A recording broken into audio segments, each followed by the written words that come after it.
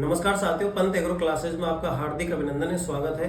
तो agriculture supervisor की जो ऑफिशियल आंसर की आई है उसमें के अकॉर्डिंग काफ़ी ज़्यादा क्वेश्चन है जो डाउटफुल लग रहे हैं। और कौन कौन से क्वेश्चन में अपन रेट लगा सकते हैं, किस क्वेश्चन में क्या डाउट है, तो आज मैं आप उन सब क्वेश्चन के बारे में मुझे लग रहा है कि यहाँ पर जो 4 क्वेश्चन है उसमें मुझे थोड़े डाउट लग रहे हैं और इन क्वेश्चंस पे आप रेट लगा सकते हो। तो इन क्वेश्चंस के बारे में मैं बताऊंगा आपको। तो चलिए दोस्तों, अपन बात करते हैं कौन कौन से क्वेश्चन है जिसपे अपन रेट लगा सकते हैं, किसमें आपको डाउट है। तो देखो, ये एक क्वेश्चन है, क्वेश्चन नंबर 29।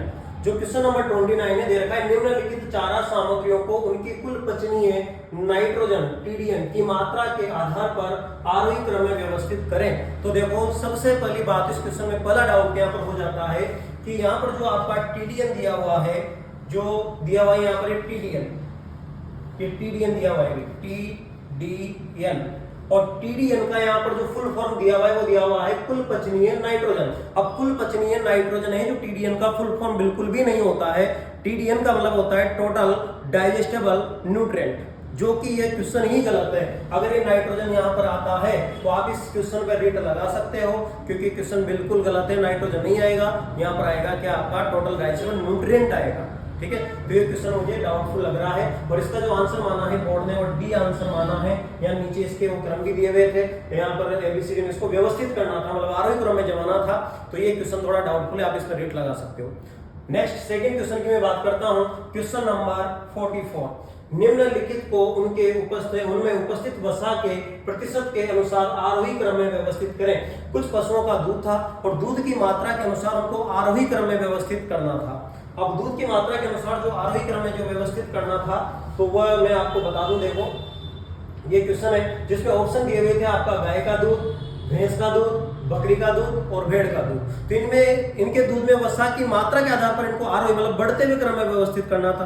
तो साथियों, आप सबको पता है जो 12th एग्रीकल्चर की जो बुक है, जो राजस्थान बोर्ड के द्वारा मान्यता प्राप्त है, बोर्ड ने जिस बुक को निकाला है उसके अकॉर्डिंग मैं आपको सभी पशुओं के दूध में वसा की मात्रा आपको बता रहा हूँ। गाय के दूध में जो वसा की मात्रा है ये होती है आपकी 4.14%।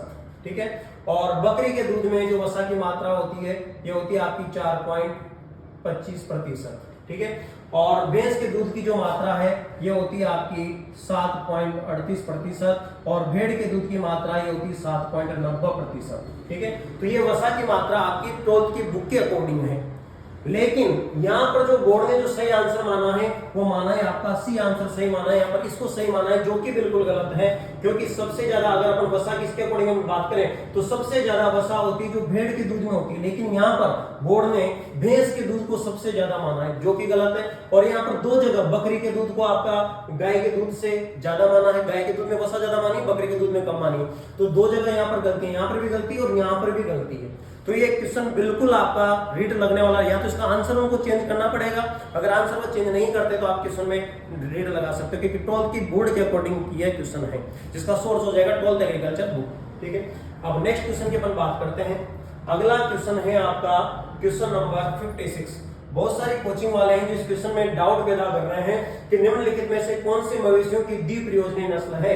इसमें बहुत सारी कोचिंग वाले डाउट बता रहे हैं कि क्वेश्चन आपका गलत है, और बोर्ड ने जो इसका सही आंसर माना है वो माना है आपका थार पारकर। जो इसका सही आंसर माना है वो माना है आपका थार पारकर, जो कि ये क्वेश्चन बिल्कुल भी डाउटफुल नहीं है, क्योंकि बिल्कुल राइट क्वेश्चन है, इसमें कोई डाउट नहीं हो सकता। बोर्ड ने बिल्कुल सही आंसर माना है और ये बिल्कुल सही क्वेश्चन है। क्यों सही है मैं आपको बता दूं। साहिवाल जो होती है ये आपकी दुधारू नस्ल है, सिंधी जो होती है आपकी ये भी दुधारू नस्ल है, डांगी जो है ये आपकी भारवाही नस्ल है, और जो थार पारकर है ये आपकी द्विकाजी नस्ल है। ये बिल्कुल राइट है, 12th की बुक में भी दिया हुआ है। बहुत सारे इसमें डाउट पैदा कर रहे हैं, बहुत सारे ने यहाँ पर डांगी लगाया, डांगी को सही मानने में तुले, लेकिन बिल्कुल गलत है, डांगी यहाँ पर सही हो ही नहीं सकता। यहाँ पर जो सही आंसर आएगा वो आपका थार पारकर ही आएगा, क्योंकि ऑप्शन के अकॉर्डिंग अपन बात करें, उसने पूछा है द्विकाजी, सबसे सही ऑप्शन कौन सा है, तो 2 तो आंसर आपके है ही नहीं, बिल्कुल ही नहीं है। डांगी आपकी भारवाही नस्ल है, और सबसे अच्छी जो द्विकाजी नस्ल है आपकी वो है आपकी यहाँ पर दे रखा है थार पारकर। तो इस क्वेश्चन में कुछ भी डाउट नहीं होना चाहिए, क्वेश्चन आपका डिलीट भी नहीं होगा, और राइट आंसर जो इसका थार पारकर है, जो कि बिल्कुल सही है। ठीक है, नेक्स्ट क्वेश्चन की अपन बात करते हैं। जो नेक्स्ट क्वेश्चन है आपका क्वेश्चन नंबर 83। ठीक है। क्वेश्चन नंबर 83, निम्नलिखित प्रश्नों को उनकी सिंचाई आवश्यकता के आधार पर आरोही क्रम में व्यवस्थित करना था। फसलें दी हुई थी आपकी ज्वार, धान, गेहूं, कपास, इनको इनके बढ़ते हुए क्रम में व्यवस्थित करना था। लेकिन यहाँ पर दिक्कत यह है, देखो यहाँ पर दो चीजें आती है, एक तो होती है आपकी इरिगेशन रिक्वायरमेंट, एक होती है आपकी वाटर रिक्वायरमेंट। वाटर रिक्वायरमेंट का मतलब होता है कि जो फसल है उसको बोने से लेकर के उसको काटने को उसको कितने जल की जरूरत पड़ी, चाहे वो पानी उसको बारिश से मिला हो, वर्षा का जल हो, चाहे आपकी मृदा में नमी हो, चाहे आपने सिंचाई की हो, पूरे जल को जोड़ने के बाद भाई वाटर रिक्वायरमेंट का मतलब ये होता है इसके अंदर आपका टोटल वर्षा का जल आ जाएगा, वर्षा का पानी कितना मिला, टोटल आपने सिंचाई यहाँ पर कितनी करी, और मृदा में पहले से नमी कितनी मौजूद है, और जब आप पानी दे रहे थे तो जल की हानि कितनी हुई। इन सबको जोड़ करके अपन क्या बोलते हैं, इसकी वाटर रिक्वायरमेंट बोलते हैं। ठीक है, कितना भी पानी उसको चाहिए होगा, चाहे कहीं से भी है, चाहे आपका बारिश से है, चाहे आपने सिंचाई दी, चाहे आपका नमी से है, चाहे आपके पानी की हानि हुई, सबको जोड़ते हैं अपन वाटर रिक्वायरमेंट। तो पहले अपन वाटर रिक्वायरमेंट के अकॉर्डिंग बात कर लेते हैं। वाटर रिक्वायरमेंट देखो यहाँ पर जो ज्वार की होती है ये 400 से 600 होती है, 400 से 600 mm। गेहूं की जो वाटर रिक्वायरमेंट है 450 से 650 mm होती है।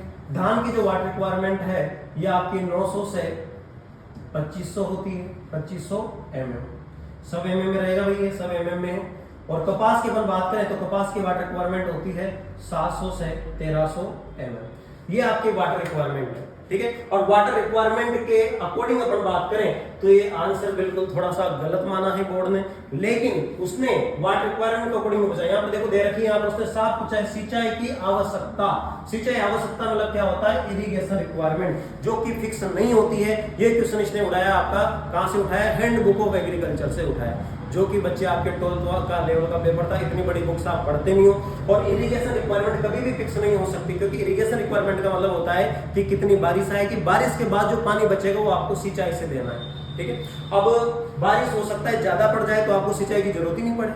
अगर मान लो अपन धान की बात कर ले तो धान आपका खरीफ की फसल है, खरीफ में अपन धान की बुआई करते हैं, और खरीफ में आपको पता है कि बारिश होते रहती है। जब बारिश होती है तो किसान कोई सिंचाई नहीं करता, जब बारिश नहीं होती तो किसान को सिंचाई करनी पड़ती है। कभी कभी तो ऐसा हो जाता है कि पूरी की पूरी सिंचाई करनी पड़ती है, तो वहां पर सिंचाई की आवश्यकता बढ़ गई। तो ये फिक्स नहीं है, सिंचाई की जो आवश्यकता है चेंजेबल है, कितनी भी हो सकती है, ये 300 भी हो सकती है, 400 भी हो सकती है, 700 भी हो सकती है, कितनी भी हो सकती है, इसको आप फिक्स नहीं मान सकते। इसलिए क्वेश्चन थोड़ा डाउटफुल है। तो इस क्वेश्चन को मैं तो बोर्ड से यही रिक्वेस्ट करूंगा कि इसको या तो डिलीट किया जाए या फिर इसका आंसर चेंज किया जाए, इसको आवश्यकता की जगह आपका वाटर रिक्वायरमेंट इसको माना जाए, और वाटर रिक्वायरमेंट के अकॉर्डिंग जो ये आंसर है आपका सही माना जाए। ठीक है, तो ये क्वेश्चन है जो आपके डाउटफुल है।